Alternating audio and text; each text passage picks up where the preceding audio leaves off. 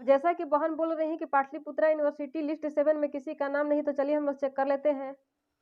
देखिए, जिनका भी वेटिंग फॉर पेमेंट शो कर रहा है उनको तो इस मेधा सॉफ्ट वेबसाइट पर अगर किसी को किसी प्रकार के इशू देखने को मिलते हैं, like no record found, invalid user ID and password, under maintenance, इस और साथ ही जिनका रेडी फॉर पेमेंट में नाम चला गया है तो क्या उनका पेमेंट उनको नहीं मिलेगा। तो बात BRABU, LNMU और इग्नू, तो आप लोग की यूनिवर्सिटी। और रही बात की लिस्ट 7 में किसका किसका पेमेंट आया, तो आप लोग को बता दें कि इस जय हिंद। देखिए दोस्तों, बहुत सी ग्रेजुएट छात्राओं के कमेंट आ रहे हैं और कमेंट कुछ इस अंदाज में आ रहे हैं कि वीडियो बनाना पड़ रहा है। देख लीजिए, एक सिस्टर लिख रही हैं कि ग्रेजुएशन स्कॉलरशिप लिस्ट 7 के लिए कोई वीडियो बनाइए दी प्लीज, यानी कि लिस्ट 7 के बारे में इनको जानकारी चाहिए। अब देखिए, एक और बहन लिख रही है कि अब पैसा नहीं आएगा क्या दीदी, मेरा पैसा नहीं आया है, वेटिंग फॉर पेमेंट दिखा रहा है बहुत दिन से। सब दोस्त लोग का आ गया है, बहुत टेंशन में है, क्या करे, एग्जाम है और पढ़ने का भी मन नहीं करता है टेंशन से। तो बहन, आपको इतना टेंशन करने की जरूरत नहीं है। और रही बात की वेटिंग फॉर पेमेंट में शो कर रहा है, तो पेमेंट कब आएगा तो हम आपको बताते हैं, आप वीडियो में बने रहिए। देख लीजिए, एक और बहन लिखती है कि पाटलिपुत्रा यूनिवर्सिटी लिस्ट 7 खाली है, किसी का नाम ही नहीं। 2018 से 21 सेशन वालों को अभी तक क्लियर किया ही नहीं और 2019 से 22 सेशन को पहले क्लियर कर दिया। रेडी फॉर पेमेंट वालों का कोई लिस्ट में डाल ही नहीं रहा, पूरा डाटा को खिचड़ी बना दिया है। कम से कम सेशन के हिसाब से पेमेंट डन करना चाहिए। बिल्कुल सही, सेशन के हिसाब से ही पेमेंट डन करना चाहिए था उन लोगों को। देखिए, अगला कमेंट है कि मेरा रेडी फॉर पेमेंट कितने दिन से ही दिखा रहा है, बाबा भीमराव अम्बेडकर यूनिवर्सिटी पर एक वीडियो बनाइए। जी बिल्कुल। देखिए, बाबा साहब भीमराव अम्बेडकर बिहार यूनिवर्सिटी के लिए बहुत सारे रिक्वेस्ट आते हैं, साथ ही ललित नारायण मिथिला यूनिवर्सिटी दरभंगा के लिए भी बहुत सारे रिक्वेस्ट आते हैं और साथ ही इग्नू के लिए भी कमेंट आते हैं। तो चलिए देर न करते हुए वीडियो को शुरू करते हैं और आप लोगों के प्रॉब्लम का सोल्यूशन बताने का प्रयास करते हैं।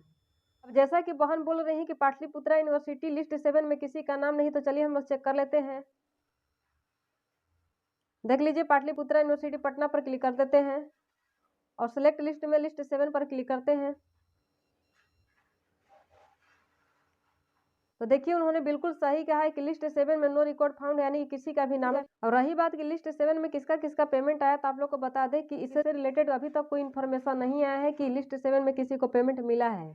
जैसे लिस्ट 7 के भुगतान की प्रक्रिया पूरी की जाएगी, इन्फॉर्मेशन मिलेगा तो हम आप लोग को भी इन्फॉर्म कर देंगे। इसके लिए आप लोग निश्चिंत रहिए।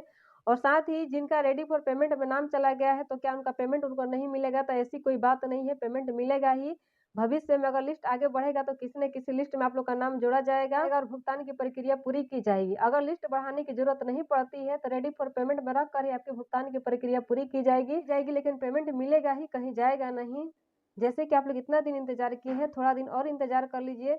एक समय आएगा कि आप लोग ही कमेंट करके बताएंगे कि दीदी मेरा पेमेंट आ गया है। और रही बात की टेंशन हो रही, तो टेंशन लेने की कोई बात नहीं, हमारा भी रेडी फॉर पेमेंट में डाला गया था, तब तक लिस्ट 5 तक ही बना था।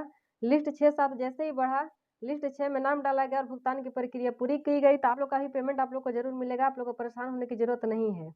रही बात BRABU, LNMU और इग्नू, तो आप लोग की यूनिवर्सिटी का अभी तक कोई अपडेट नहीं आया है। अपडेट जैसे ही आता है हम आप लोग को इन्फॉर्म कर देंगे। देखिए, जिनका भी वेटिंग फॉर पेमेंट शो कर रहा है उनको तो परेशान होने की बिल्कुल भी जरूरत नहीं है, वे लोग धैर्य रखें। वेटिंग फॉर पेमेंट लिख रहा है तो थोड़ा आप लोग प्रतीक्षा कीजिए, धैर्य रखना है, परेशान होने की जरूरत नहीं है और छोटी छोटी बातों पर टेंशन नहीं लिया जाता है। आप लोग बेफिक्र रहिए, पेमेंट मिलेगा, कहीं जाएगा नहीं।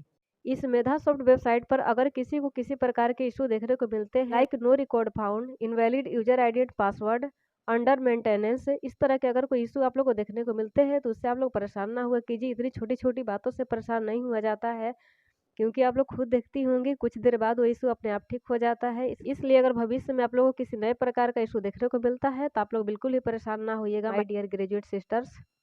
अगर आप लोग चाहती है कि मेरे द्वारा दी गई जानकारी का नोटिफिकेशन सबसे पहले आप लोग को मिले, तो आप लोग हमारे चैनल को सब्सक्राइब जरूर कर लीजिएगा। धन्यवाद। आप सभी का आने वाला हर समय शुभ हो।